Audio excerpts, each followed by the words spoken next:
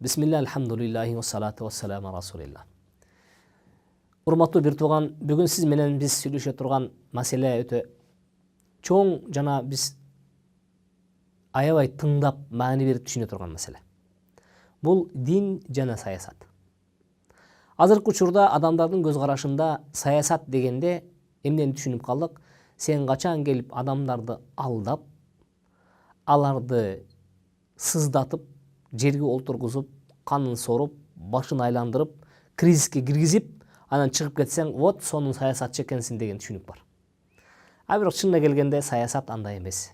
Саясат деген адамдарды туура багытта, келечектүү чекте алардын окаташын дагы, укук милдетин дагы, алардын ортосундагы адеп ахлакты дагы, алардын дүнү ахиретин дагы ичине камтыган туура багытты биз саясат десек болот. Саясаттын өзүнүн туура аныктамасы ошондой. Саясат деген сөз өзү араб тилинен алынган сөз.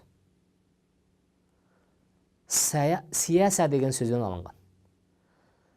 Сияса деген сөз, саяса деген сөздөн алынган. Ал жетелөө деген сөздү алат. Маанини берет. Жетелөө. А сиз эгерде элдерди артыңыздан ээрчитип жетелеген учурда алып барып анга түртө салганыңыз саясатпы, же аларды чындап эле ээрчитип барып бейиш багына киргизгениңиз саясатпы? Эми тандап алыңыз, кайсыл саясат сизге жакшы? Тилекке каршы. Тилекке каршы азыркы жаш кары дебей, дүйнө жүзүндөгү түшүнүк ушундай: саясат бул эң бир кир окат деп айтышат. Жок, андай эмес. Эгерде биз асмандан жерге жиберилген мыйзамдын негизинде саясатты карап көрсөк, анда биз адамдардын баарын жалгыз Алланын жараткандын астына кулчулукка алып келип, анын астында адилеттүү мамилеге өтүп, адамдар бири-бирибиздин укук чектерибизди сактап, алардын урмат сыйын, алардын оокат ашын өзүмкүндөй карап, андан кийин дүнүйөнүн жыргалчылыгы менен кошо ахиреттин бейишине жеткирүү бул чыныгы саясат.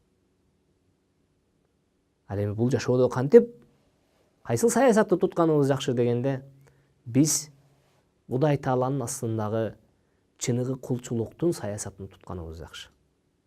Эгерде адамдар көз карашын түздөп, пейилин оңдогон болсо, мына ошол эң жакшы саясат. Адамдар көз карашын оңдош керек. Пейилин түздөш керек. Мына ошол учурда жанагы жаман саясатчы дагы аргасы сиздин жетегиңизге келет. Мезгил келет. Адамдар ошондой жетекчини тандаганга өтөт.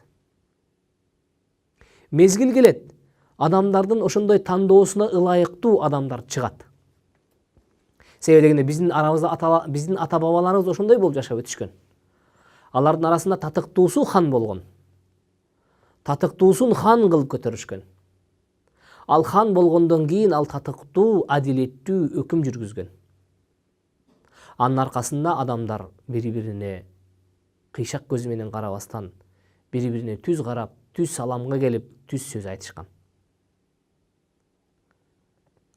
Мына ошол дин жана саясаттын ортосундагы байланыш. Дин өзүнчө адамдарды көтөрүп, жетелеп барып, кайсы бир элге каршы, кайсы бир мамлекетке каршы көтөрбөйт. Болгону адамдар колдорунда турган, болгону дин адамдардын өздөрүнүн колунда турган укук милдеттерди гана таанытат. Аларга зарыл болгон адеп ахлакты үйрөтөт. Аларга зарыл болгон мамиленин, сабаттуулуктун деңгээлин таанытат. Эгерде дин менен саясаттын ортосунда эмне айырмачылык бар десек, эгерде дин өзүнүн асмандан жерге жиберилген максатын сактаган болсо, ал туура саясатта. Ал эми азыркы биз заманыбыздагы көрүп аткан саясат менен дин эч бир айкалышпайт.